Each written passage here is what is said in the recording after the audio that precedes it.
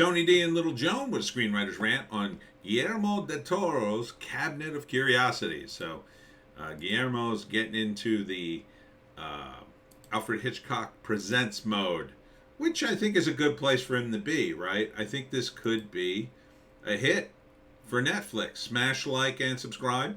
Thank you for smash liking and subscribing. Check out my books, links in the description.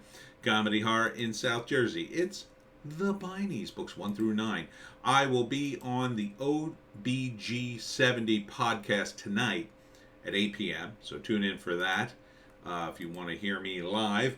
I will be at the Collingswood Book Fair tomorrow, Saturday, all day, in the Collingswood High School now. And then on Sunday at FanCon at the Vineland Public Library on 10 to 4, I think.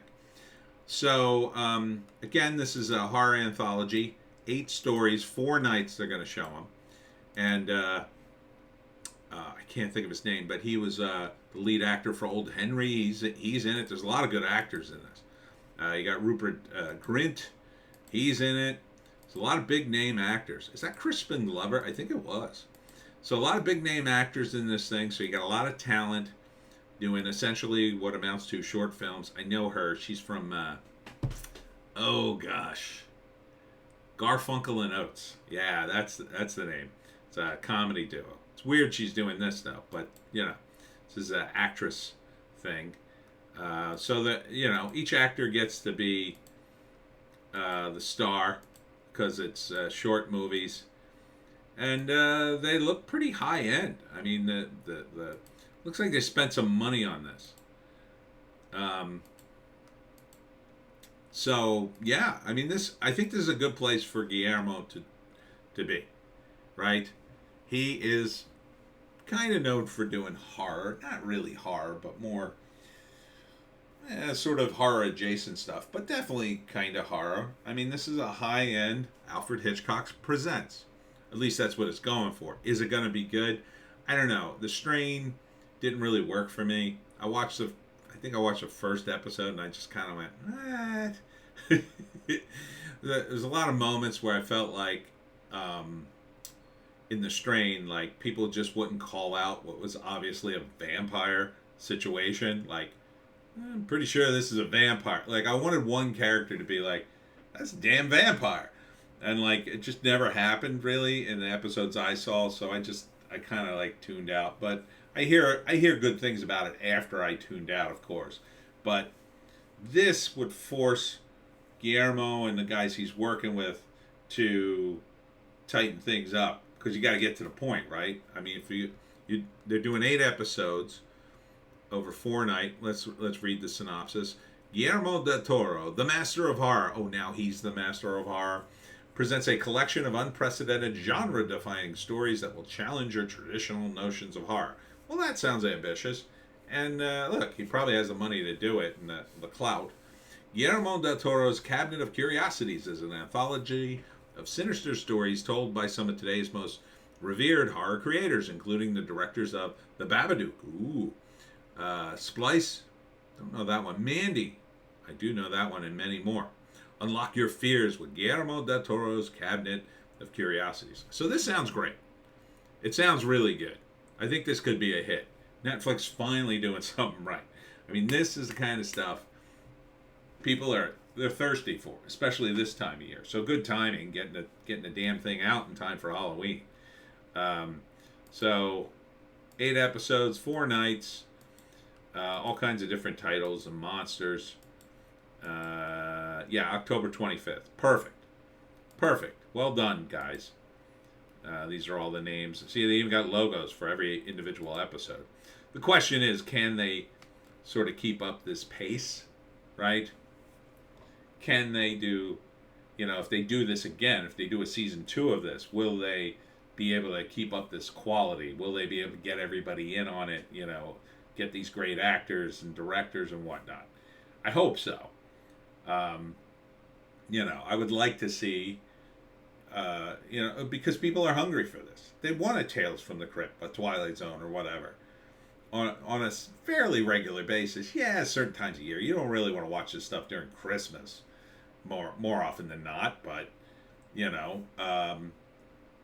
after Christmas, I mean, that's pretty much the only time of year where people are like, yeah, I don't want to watch horror right now. Most of the rest of the year, yeah, pretty much. Maybe in the summer sometimes too. Certain times of the summer, it feels more like a fall thing, the horror or cold wintry thing.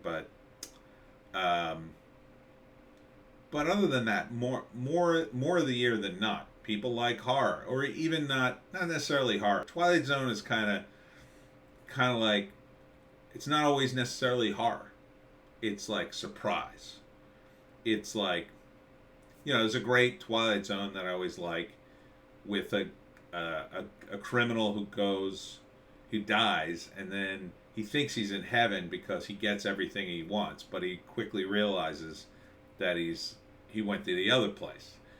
So it's a great little story, and it's not like super gory or anything. So I hope, although these look pretty gory, I gotta say, but I hope some of it is kind of like that. It's just a clever, cool thing. Yeah, it's kind of horror, but it's kind of like not too brutal, because some of those were written way better, and I'd like to see. I hope he spent money on the damn writers. Will someone spend money on the writers for once? I know I'm prejudiced, obviously, I'm a writer, but if you spend money on the damn writers, I mean, I get it. Guillermo, he's a decent writer, and some of the guys he works with, I'm sure some of these guys are good too, but you need more than that. You need a lot of good writers. We don't have a lot of good writers in any genre anymore. They're just awful. I mean, the comic industry is just utterly decimated of good writers, and the few that are left are being destroyed, mostly through their political views, in my view. But so I'd like to see this thrive, and I'd like to see him, I don't know, bring in unknowns as well. But I guess you got to establish it first. So good on Netflix for doing something like this. I think it gives people opportunities. 8 seems like a short amount of, maybe could have gone 10 at least. 8's kind of a short season, but it is binge watching, so I get it. Like to see more of this next year. I'd like to see a season 2. Yeah, I haven't seen one episode, and I'm going to guess they're going to be decent. Even if they're only as good as The Strain, that would still be okay. I mean, The Strain was watchable, even though I couldn't get into it after a while, but I think they'll be better than that. And when you got the guy from the Babadook, oh, he's good. Babadook's good if you haven't seen it. It's kind of a crazy movie. All right, yeah, so I'm excited for this. I think I will watch it. I don't know if I'm going to review every episode, but I think I'll check it out. October 25th, Guillermo del Toro's Cabinet of Curiosities on Netflix. And we'll wrap it there. Thanks for tuning in. Don't forget the OBG 70 podcast tonight at 8 p.m. Collingswood High School tomorrow for the book fair, and we'll see you